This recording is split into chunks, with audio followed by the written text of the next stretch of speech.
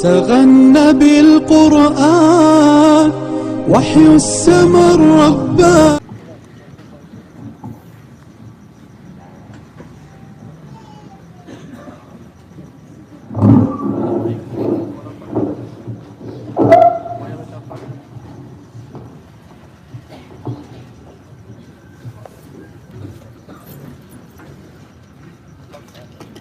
الحمد لله وكفى وسلام على عباده الذين اصطفى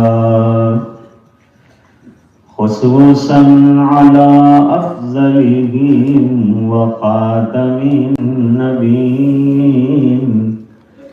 محمد الأمين وعلى آله وصحبه أجمعين. أما بعد، أعوذ بالله من الشيطان الرجيم. بسم الله الرحمن الرحيم. وبشر الصابرين الذين إذا أصابتهم مصيبة قالوا إنا لله وإنا إليه راجعون.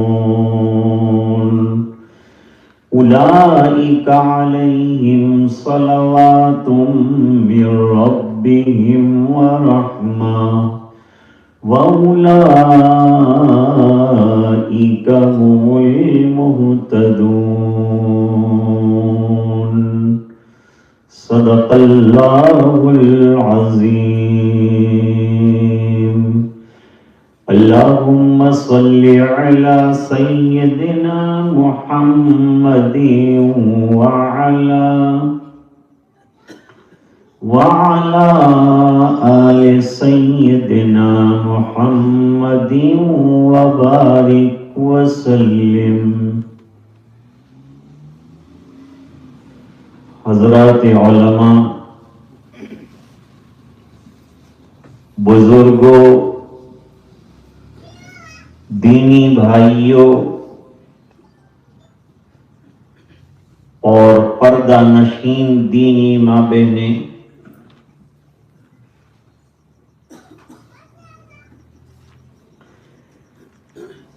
جب انسان دنیا میں آتا ہے تو چار چیزیں اس کے لیے اللہ کی طرف سے معین ہو جاتی.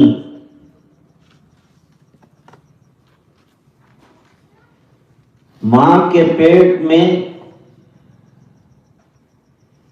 پیدائش کے چوتھے مرحلے میں فرشتے سے کہا جاتا ہے کہ چار چیزیں لکھ دو. وہ چار چیزیں کیا ہے؟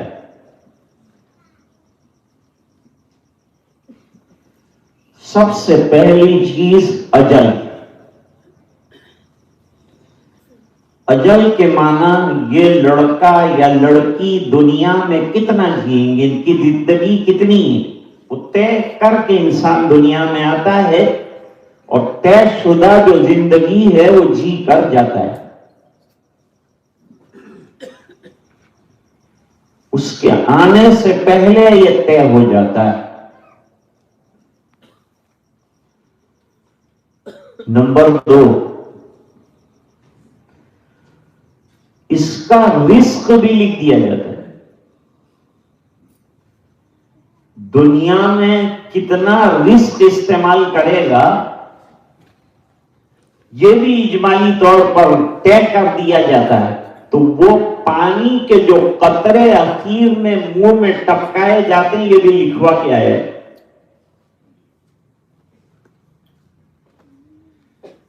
نمبر 3، دنیا میں یہ شخص کیسے عمل کرے گا، یہ بھی طے شدہ ہے، لیکن انسان کو عمل کا اختیار دیا گیا ہے اور کہا گیا ہے کہ اعملوا ما شئتم، جو عمل تمہیں کرنا ہے تمہیں اختیار ہے، عقل بھی دی ہے، ہاتھ پیر دیے، کرنے کا اختیار دیا ہے، جس رخ پر تمہاری گاڑی جائے گی اس کے مطابق فیصلہ ہو، اور پہنچے گا آخر میں وہیں جہاں کہ اللہ نے لکھا ہے۔ نمبر 4، شقی ام سعید، یہ دنیا میں آنے والا نیک بخت ہے کہ بدبخت ہے، یہ بھی لکھ دیا جاتا ہے۔ نیک بخت لکھا جاتا ہے تو نیکی والے اعمال اللہ تعالیٰ اس کے لیے آسان فرماتے ہیں، بدبخت لکھا جاتا ہے تو برے کام اس کے لیے آسان کیے جاتے ہیں۔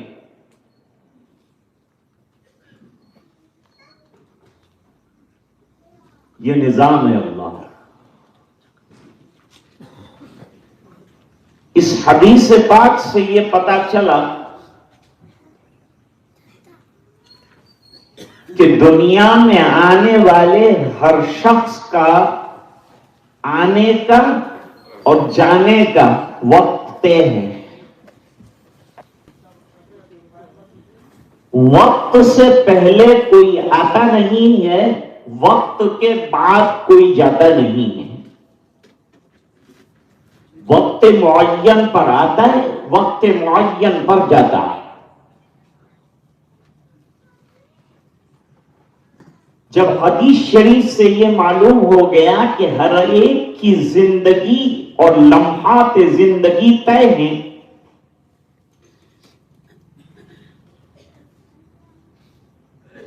اور جس طرح کی موت اللہ نے مقدر میں لکھی ہے وہ ہو کر رہے گی، تو انسان کو تسلی ہو جاتی ہے کہ بھئی جیسے ہی انتقال کی خبر آئی ہم نے پڑھ لیا، انا للہ و انا الیہ راجعون۔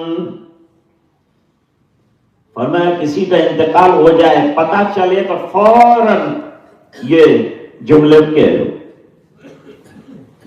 اور خالی جملے نہیں کہنا، اس کے معنی پہ غور بھی کرنا۔ اس کا کیا معنی ہے، اس کا ترجمہ کیا ہے؟ جب خبر وفات آئی، خبر غم آئی، تو اس نے قرآن شریف کی آیت پڑھی۔ اللہ نے قرآن کریم میں بڑی برکتیں، رحمتیں، نعمتیں رکھی۔ انا للہ،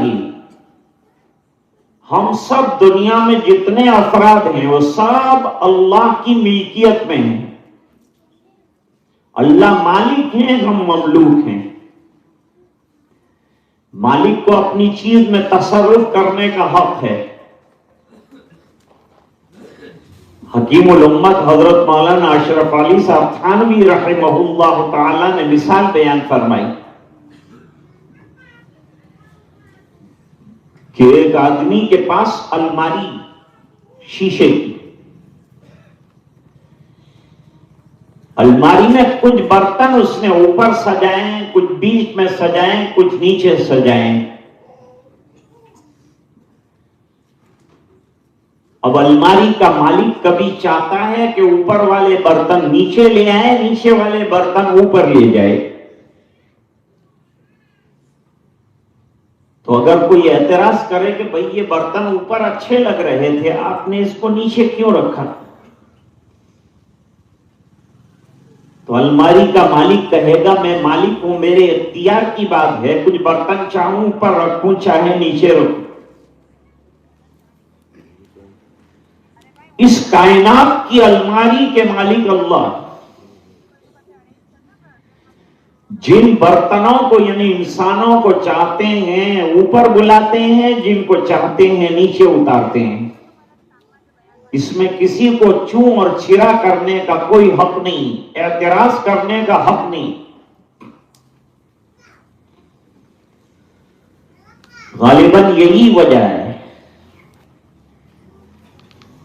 کہ ہم کو یہ جملوں نے تسلی دے دی اور یہ اطمینان دلا دیا کہ وقت پر جانے والا گیا ہے، تمہاری زبان سے تقدیر کے خلاف کوئی جملہ نہ نکلے.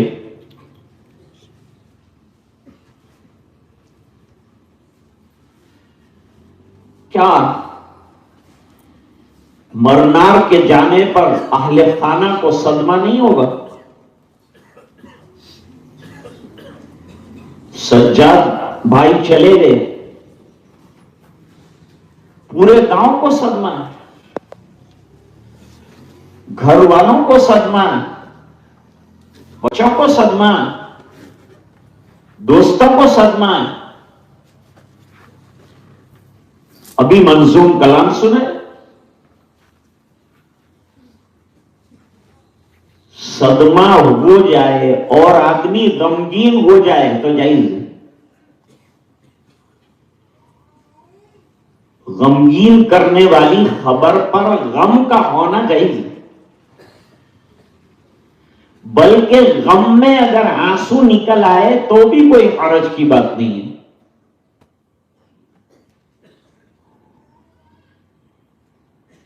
چنانچہ حضرت جعفر ابن ابی طالب رضی اللہ تعالیٰ عنہ اور زید ابن حارثہ رضی اللہ تعالیٰ عنہ کی شہادت کی خبر آئی تو سرکار کی آنکھوں میں آنسو آئے. حدیث شریف میں فرمایا کہ اللہ تعالی اس پر گرفت نہیں فرماتے. اشارہ کیا حضور نے آنکھوں سے نکلنے والے آنسو کی طرف، اس پر گرفت نہیں فرماتے. اور زبان کی طرف اشارہ کر کے فرمایا کہ اس پر گرفت کرتے ہیں. یعنی زبان سے کوئی جملہ اللہ تعالی کے فیصلے کے خلاف نکل آیا، اللہ ناراض ہوتے ہیں کہ بھئی یہ میری تملیک، میں مالک، مجھے معلوم کس کو نیچے رکھنا ہے، کس کو اوپر بلانا ہے، کس کا دنیا میں رہنا اچھا ہے، کس کا میرے یہاں آنا اچھا ہے. تم اس کے آنے جانے کی بھلائی کو تو جانتے نہیں ہو جتنا میں جانتا ہوں، تو پھر اعتراض کرنے کا کیا حق ہے؟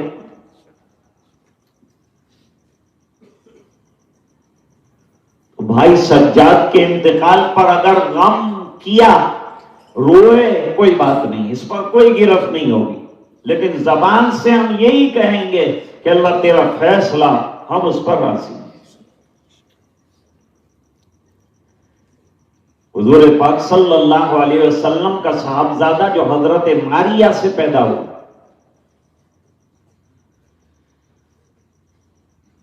اس کی آخری سانسیں چل گئی. سرکار تشریف لائے اپنے بیٹے کو دیکھنے کے لیے، عیادت کے لیے، تو دیکھا جان کنی کا عالم ہے اور آپ کی گود میں انتقال کر گیا. تو حضور پاک صلی اللہ علیہ وسلم روئے، صاحبزادہ لخت جگر، بیٹیاں زندہ رہیں، بیٹے چلے گئے. اس کے پیچھے مصلحت اور حکمتیں تو اللہ ہی جانتے، لوگوں نے لکھا ہے. اور پھر سرکار نے فرمایا وَإِنَّا لِفِرَاقِكَ يَا إِبْرَاهِيمُ لَمَحْزُونُونَ. اے ابراہیم، تیرے فراق پر، تیری جدائی پر ہم غمگین ہیں. دیکھیے غمگین ہونا برا ہے، غم ہونا، خوشی ہونا انسان کی فطرت میں ہے، فطرت کے خلاف نہیں ہے. ہمارا دین دین فطرت ہے.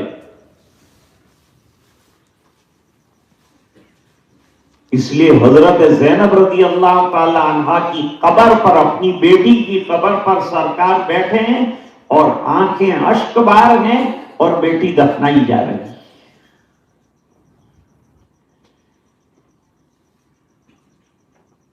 لیکن اگر خدا نہ خواستہ کسی نے یہ کہا کہ ابھی ان کو کیوں بلا لیا، تو بھائی تم اللہ میاں کی کورٹ کے کوئی کلیکٹر ہے نہیں کہ اس تم کو پوچھا جاتا کہ کب بلائیں. اللہ کے فیصلے سے اچھا اور عمدہ کسی کا فیصلہ نہیں ہو سکتا.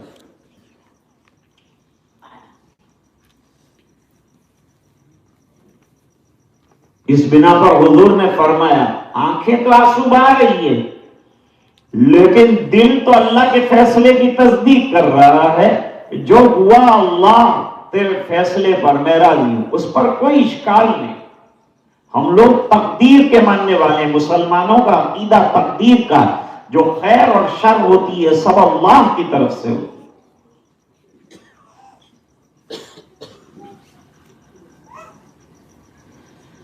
تو غمگین ہونا منع نہیں، لیکن غم میں آپے سے باہر ہو کر ماتم کرنا، چیخنا، چلانا منع ہے.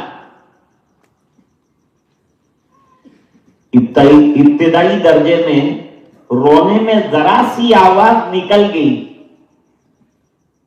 تو یہ بھی منع نہیں ہے. رونے میں ذرا سی آواز نکل گئی تو اس سے چشم پوشی کی جائے. شارحین حدیث کہتے ہیں ارے بھائی اسلام میں غم منانے کا بھی طریقہ بتایا ہے، غم کے بھی مراحل بتائے ہیں. غمگین ہونا، آنسو بہانا، پھر ذرا آواز سے رونا، یہاں تک کی گنجائش. اور سوگ کے لیے 3 دن طے فرمائے. ہاں بیوی صاحبہ ان کے لیے 4 مہینہ اور 10 دن کا سوگ ہے. اب سوگ کا معنی سمجھو کہ کیا ہے؟ سوگ کا معنی عام طور پر لوگ دوسرا سمجھتے ہیں، معلوم نہیں کیا کیا سمجھتے ہیں. علماء نے لکھا صرف ترک زینت کا نام سوگ ہے کہ عورت بہت پھولدار بھڑکاؤ کپڑے نہ پہلے، میک اپ نہ کرے، غسل کرنا چاہے تو کر سکتی ہے، کپڑے بدلنا چاہے بدل سکتی ہے، کنگھی کرنا چاہے کر سکتی ہے، تیل ڈالنا چاہے ڈال سکتی ہے، لیکن زیب و زینت نہیں کر سکتی. جیسے سرما نہیں لگا سکتی، پاؤڈر نہیں لگا سکتی. کپڑے سادے رکھے. اور یہ بھی ضروری نہیں کہ ہر وقت شوہر کے لیے روتی رہے، اللہ سے مغفرت کی دعا کرتی رہے. جیسے ابھی منظوم کلام میں کہا گیا کہ جب یاد آئے اللہ کے دربار میں دعا کرو کہ اللہ مرحوم کی مغفرت فرما دے. اب وہ لوٹ کر واپس نہیں آئیں گے، ہم وہاں جائیں گے.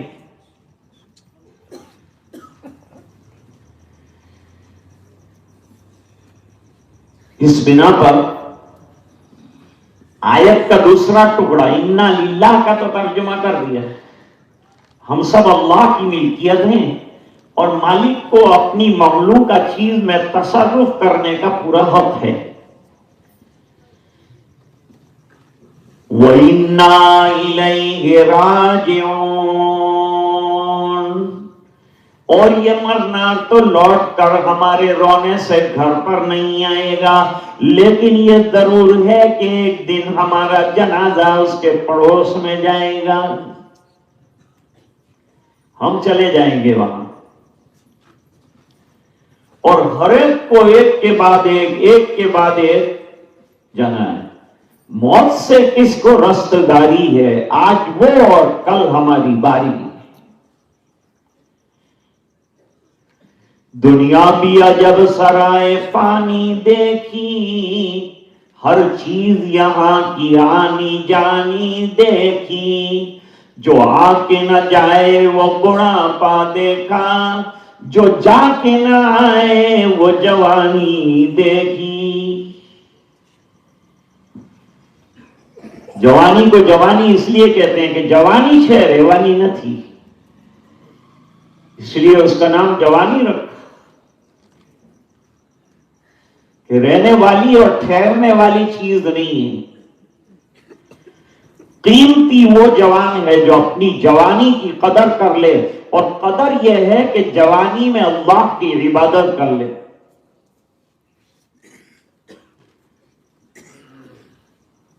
کر خدا کی عبادت جوانی میں تو، کل بڑھاپا تیرے سر پہ آ جائے گا۔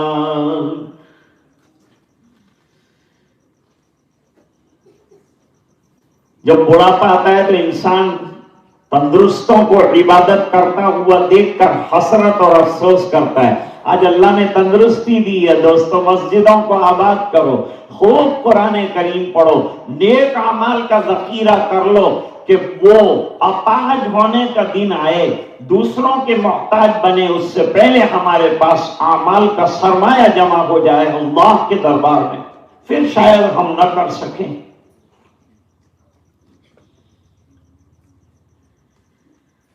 اس وجہ سے اسلام نے ماتم کرنے سے منع کیا کہ جانے والے پر ماتم نہیں کر سکتے۔ ماتم کس کو کہتے ہیں؟ من ضرب الخدود وشق الجیوب ودعا بدعوى الجاہلیۃ فلیس منا، جس نے غم کے اندر اپنے چہرے کو پیٹا، سینے کو کوٹا، بالوں کو نوچا، دامن کو چاک کیا اور چیخا، حضور نے فرمایا یہ ماتم ہے اور اسلام میں اس کی کوئی گنجائش نہیں، اور جو یہ کرے گا جماعت مسلمین سے خارج۔ تو جب چیخنے کو نہ کہا، چلانے کو نہ کہا، غم کرنے کی اجازت دی، تو پیمانہ کیا دیا ہمیں؟ فرمایا پیمانہ صبر دیا۔ پہلے ماتم تھا، اسلام نے آ کر صبر کا جام دے دیا، اور یوں فرمایا کہ غم آئے تو صبر سے کام لو، ان الصبر عند صدمۃ الاولیٰ۔ جیسے ہی غم کی خبر آئے انا للہ پڑھ لو، دل کو تھام لو، زبان کو کنٹرول میں کر لو، آنسو بہیں تو بہہ گئے۔ نبی کریم صلی اللہ علیہ وسلم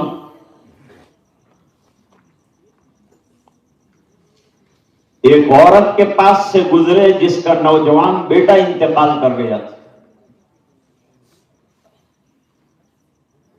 وہ رو رہی تھی، چلا رہی تھی، کیونکہ جوان بیٹا چلا گیا۔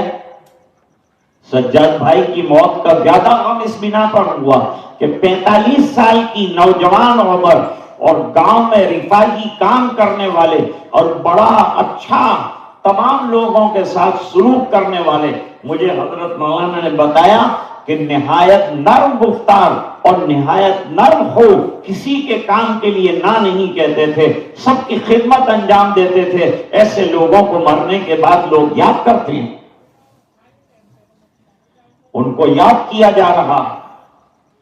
ان کے والد بھی ایک عرصہ دراز تک گاؤں کی خدمت کرتے رہے اور خاموش خدمت کرتے رہے، اور اب بیٹا چلا گیا، یہ بھی خادم تھا، دوسرے بچے بھی ماشاءاللہ گاؤں کے خادم ہیں، اور گاؤں کے ہر کام کے اندر آگے آگے حصہ لیتے ہیں، خیر خواہی کے کام کرتے ہیں۔ یہ مومن کی شان ہے۔ خیر الناس من ینفع الناس، لوگوں میں بہترین وہ ہے جو لوگوں کے لیے نفع بخش ہو۔ عرض کر رہا تھا کہ وہ بڑھیا رو رہی تھی، چیخ رہی تھی اپنے نوجوان بیٹے کے لیے۔ تو یہ نبی کی شان ہوتی ہے کہ کوئی غلط کام کرے تو نبی اس کو روکے۔ نبی دنیا میں آتے ہی اسی لیے ہیں کہ غلط کاموں کو روکیں اور صحیح اور اچھے کاموں کی دعوت دیں۔ سب سے اچھا کام تو ایمان ہے جس کی دعوت دیتے ہیں، توحید سب سے عمدہ بات ہے جس کی نبی دعوت دینے کے لیے دنیا میں آتے ہیں۔ تمام انبیاء کرام نے توحید کی دعوت دی۔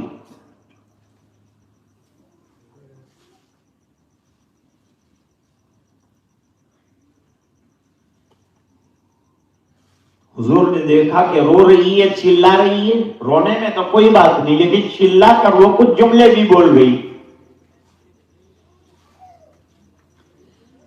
چھوٹا غلط کام کرے تو سرکار اس کو بھی سمجھاتا، اور بچہ غلط کام کرے اس کی بھی اصلاح کر. حدیث شریف میں ایک مضمون آیا ہے، حضرت ام سلمہ رضی اللہ تعالی عنہا اپنے پہلے شوہر کے گھر کے بچے لائی.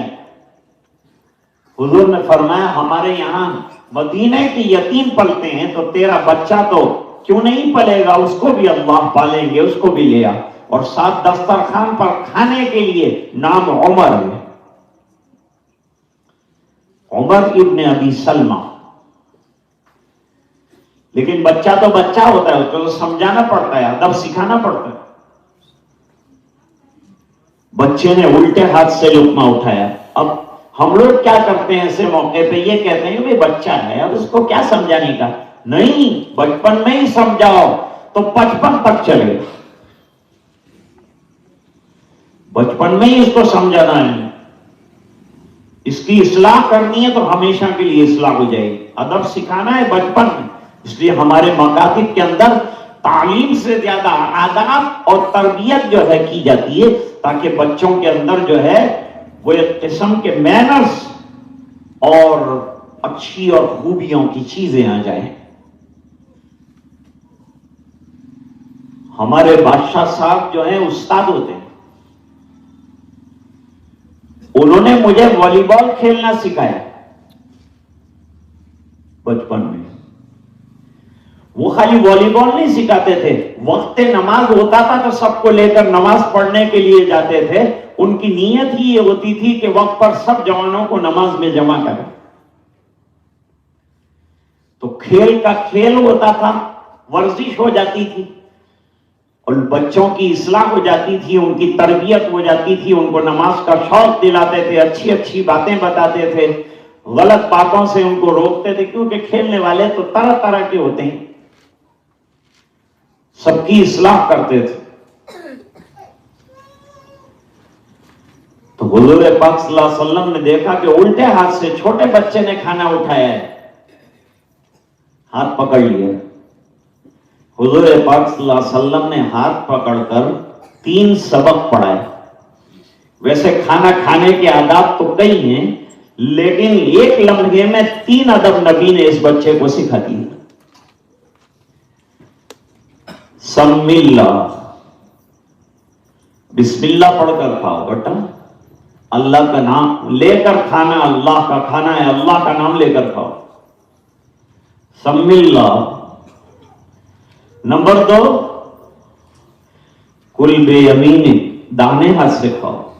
بڑے بڑے لوگوں کو میں نے دیکھا دسترخوان پہ الٹے ہاتھ سے کھا رہے. آپ نے واٹس ایپ پر بھی دیکھا ہوگا، بہت سے ویڈیو بھی جو نیتاؤں کے دیکھوں گے الٹے ہاتھ سے اٹھا رہے. نہیں ہے مینرز. مسلمان نیتا بھی الٹے ہاتھ سے اٹھا رہا، الٹے ہاتھ سے کھا رہا ہے، الٹے ہاتھ سے پی رہا ہے. کون سمجھانے جائے ان کو؟ یہ کیا ہماری نیتا گیری کریں گے؟ ان کو خود اپنی زندگی کا ٹھکانہ نہیں، دوسروں کو کیا سکھائیں گے؟ یہ خود ان کو ہی سیکھنے کی دنیا بھر کی ضرورت ہے. الیکشن جیت کر کام کرنا ضروری نہیں ہے، بغیر الیکشن کے دین کا کام، دنیا کا کام، رفاہی کام. سجاد بھائی نے کسی الیکشن کے بغیر کام کیا کہ نہیں؟ ان کے والد صاحب نے فلاح کا کام کیا الیکشن لڑا اور کیا؟ کام کرنا ہو تو آدمی کسی طرح سے بھی کر سکتا ہے بغیر کرسی کے، ضروری نہیں ہے کرسی کا ہونا. جذبہ خدمت اپنے اندر پیدا کرو، اپنے اندر انسانیت پیدا کرو. خنجر چلے کسی پہ تڑپتے ہیں ہم امیر، سارے جہاں کا درد ہمارے جگر میں. وہ مزاج ہونا چاہیے. اور تیسرا ادب حضور پاک صلی اللہ علیہ وسلم نے بتلایا، کل مما یلی، کھانا ایک طرح کا ہو تو اپنے سامنے سے کھاؤ. یہ بچے نے ایسا یہ 3 ادب کو یاد کیا کہ بڑے ہونے کے بعد محدث بنے اور شاگردوں کے سامنے یہ روایت کو نقل کیا تو شاگردوں نے کہا حضور کی یہ نصیحتوں پر آپ کا عمل کیا رہا؟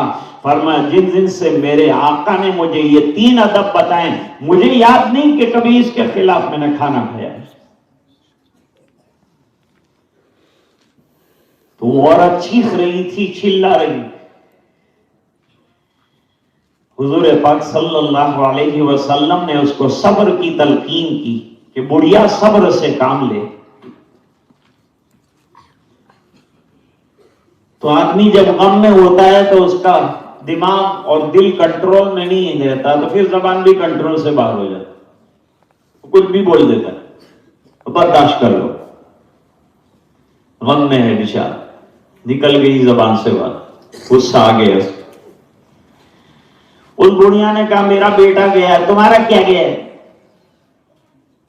میرے اوپر جو بیت رہی ہے میں جانتی ہوں، قبر کا حال مردہ جانی۔ حضور پاک صلی اللہ علیہ وسلم نے فرمایا تیری مرضی، تھاری مرضی۔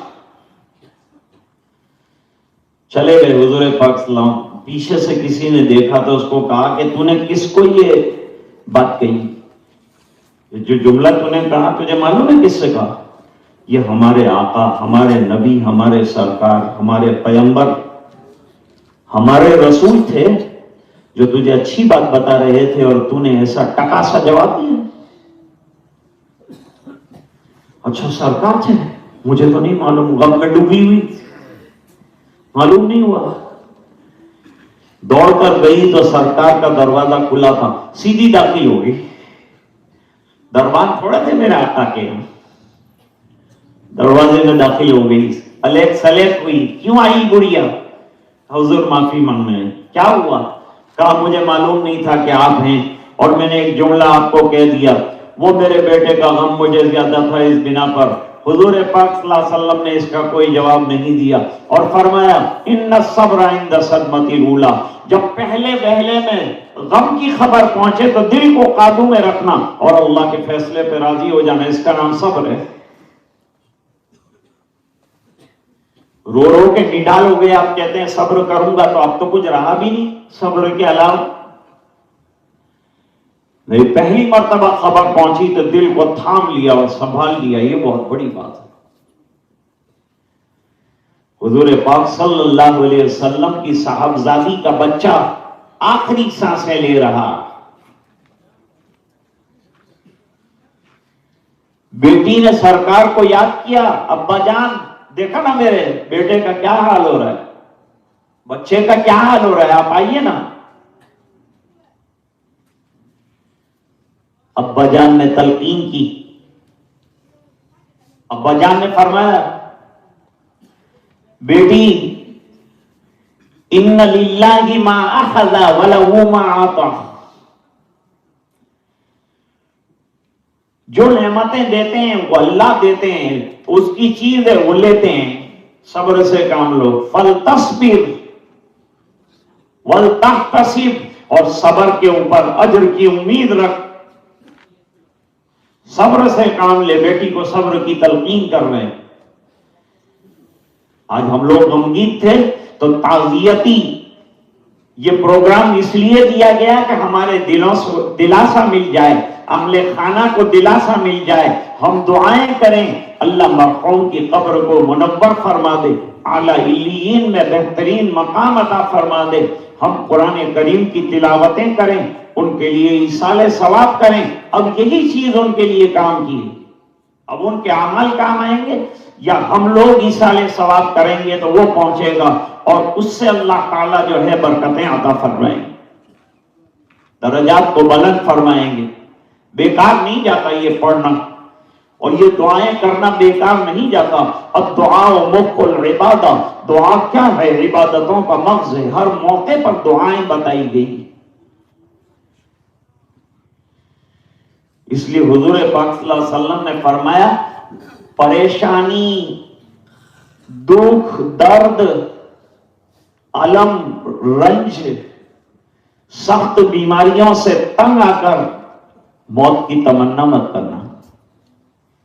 موت وقت پر آتی ہے، تمنا نہیں کرنی۔ ان تمام چیزوں سے پریشان ہو کر کوئی ہے میرے کو اس سے تو موت دے دے. اللہ نے زندگی کا جب تک فیصلہ کیا ہے وہاں تک زندہ رکھو. لیکن جب بے قراری کا عالم ہے تو کوئی تو جملہ ہونا چاہیے جس سے اطمینان اور تسلی ہو جائے.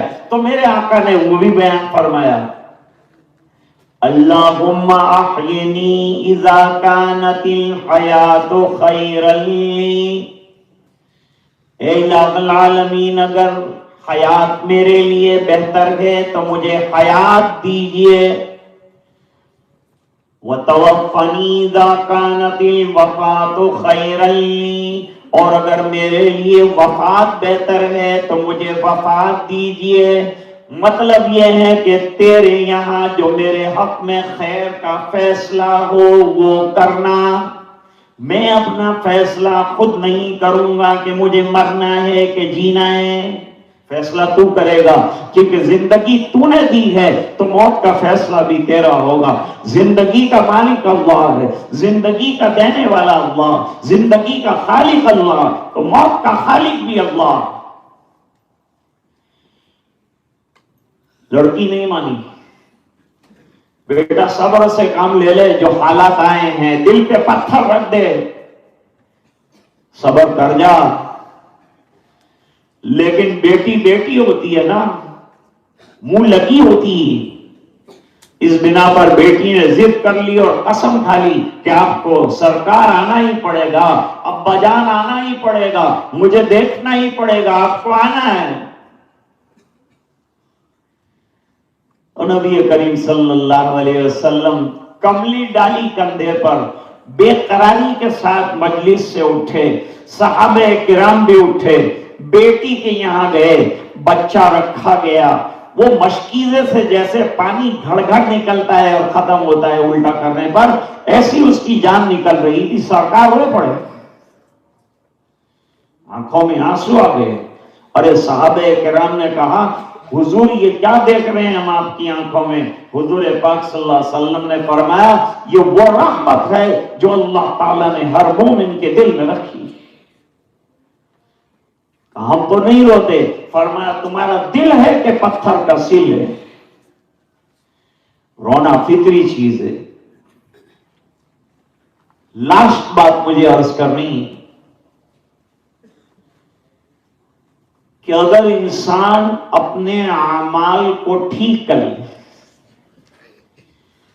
اور ہمیشہ موت کو یاد کرتا رہے کہ کس وقت موت آ جائے پتہ نہیں ہے, اور موت کے آنے سے پہلے موت کی تیاری کر لے, تو جب موت کا فرشتہ آئے گا تو آپ استقبال کریں گے کہ آجا آجا, میں تو پہلے سے تیار ہوں. حضور پاک صلی اللہ علیہ وسلم کے وصال کا وقت, حضرت فاطمہ رضی اللہ تعالی عنہا نور نظر ہیں, پیاری بیٹی, ابا جان کی عیادت کے لیے آئی. اشارے سے ابا جان نے اپنے ہونٹوں کے قریب کیا, اس بنا پر کہ زور سے بول نہیں سکتے ہیں سرکار, کمزوری اتنی ہے, ویکنیس اتنا ہے.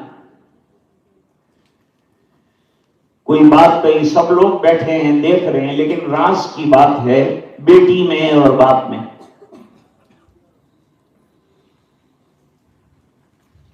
رو پڑی حضرت فاطمہ رضی اللہ تعالیٰ عنہ, اور دور ہو گئی اور آنسو بہہ رہے ہیں. غم کی خبر پر رونا ثابت ہوا. لیکن جب بیٹی کو روتا ہوا دیکھا تو سرکار نے پھر قریب کیا, پھر کان میں کوئی بات کہی, تو حضرت فاطمہ رضی اللہ تعالیٰ عنہ مسکرانے لگی. لوگوں کو بڑا تعجب تھا, 1 منٹ میں رونا 1 منٹ میں مسکرانا کیا ہے, لیکن راز تھا, کچھ بھی نہیں سکتے تھے. جب سرکار دنیا سے سدھار گئے, تشریف لے گئے, تو ماں عائشہ رضی اللہ تعالیٰ عنہ نے حضرت فاطمہ رضی اللہ تعالیٰ عنہ سے پوچھا ابا کے پاس وہ رونا کیا تھا اور ابا کے پاس وہ مسکرانا کیا تھا؟ فرمایا جب پہلی مرتبہ قریب کیا تو یوں کہا کہ بیٹی تیری اور میری جدائی کا وقت قریب آ گیا ہے, باپ کی جدائی کو سن کر صدمہ ہوا, میں رو پڑی. کہ اب باپ نہیں رہے گا دنیا میں تو میری زندگی کا مقصد ہی کیا ہے؟ میں تو جی رہی تھی میرے باپ کے دیدار کے لیے، اب دیدار رسول سے ہی محرومی ہو جائے گی تو کیا زندگی کا لطف رہے گا اور کیا مزہ رہے گا؟ ایسا جینا بھی کیا جینا ہے۔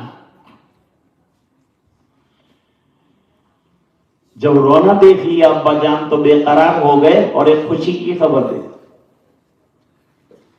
قریب کر کے کہا کہ میرے دنیا سے جانے کے بعد میرے خاندان میں سب سے پہلے مجھ سے آ کر ملاقات کرنے والی تو ہوگی۔ اس پر میں خوش ہو گئی کہ دنیا کی زندگی کو آگ لگے، یہ ختم ہو جائے، لیکن آخرت میں چلی جاؤں اور میرے باپا جان کا دیدار ہمیشہ کے لیے مجھے نصیب ہو جائے۔ جنت کی عورتوں کی سردار ہیں تو موت کی خبر ملنے پر مسکرا رہی ہیں، جدائی پر رو رہی ہیں، اور موت کی خبر دی سرکار نے کہ اب تجھے میرے پاس جلدی آنا ہے تو خوش ہو گئی، اس لیے کہ جی رہی تھی آخرت کے لیے، اعمال تیار تھے، ایک رات گزارتی تھی رکوع میں، ایک رات گزارتی تھی سجدے میں، ایک رات گزارتی تھی قیام میں، یہ عبادتوں کا عالم تھا حضرت فاطمہ رضی اللہ تعالیٰ عنہ کا، تو مرنے کے لیے تیار تھی، اس لیے خوش ہوئی۔ اس لیے حدیث میں فرمایا الموت تحفۃ المومن، موت کیا ہے؟ مومن کا تحفہ ہے۔ دنیا سے جانا ناگزیر ہے، طے شدہ امر ہے، لہذا موت کا تیاری کرنا، جب ہمیں پتا ہے کہ جانا ہے تو یہ سوچنا چاہیے کہ وہاں کام کیا چیز آنے والی ہے۔ جیسے آدمی حج کے لیے جاتا ہے تو تیاریاں کرتا ہے، وہاں کیا چیز کی ضرورت ہے وہ لے کر چلتا ہے، کیا پونجی کی ضرورت ہے وہ لے کر چلتا ہے۔ اس طرح جب ہمیں معلوم ہے کہ موت کا وقت طے ہے تو وہاں کی تیاریاں لے کر اور کر کے ہم کو چلنا چاہیے۔ میں لمبی تقریر نہیں کرنا چاہتا تھا، رشید بھائی کا اصرار تھا کہ تعزیتی گفتگو ہو جائے۔ اہل قریہ بہت زیادہ غمگین ہے، باپ چلے گئے، اب صاحبزادے چلے گئے، 5 بیٹے اللہ تعالیٰ نے عطا فرمائے، اور سجاد بھائی کی 5 بیٹیاں ہیں، ان کے لیے بھی دعا کیجیے اللہ تعالیٰ ان کو صحت مند رکھے، صبر و سکون کے ساتھ اطمینان کے ساتھ رکھے، اللہ تعالیٰ اچھے ٹھکانے عطا فرمائے، اس گھر کو سکون والا، قرار والا، پریشانیوں سے مبرہ بنائے۔ اللہ تعالیٰ آپ کے اس موقع پر جمع ہونے کو اپنے فضل سے منظور اور قبول فرمائے۔ ہم سب مل کر دعا کریں اللہ تعالیٰ مرحوم کی بے انتہا مغفرت فرمائے اور اعلیٰ علیین میں بہترین سے بہترین مقام عطا فرمائے، اور ہمارے جمع ہونے کو عند اللہ قبولیت نصیب ہو۔ وآخر دعوانا ان الحمد للہ رب العالمین۔ اب ہم دعا کریں۔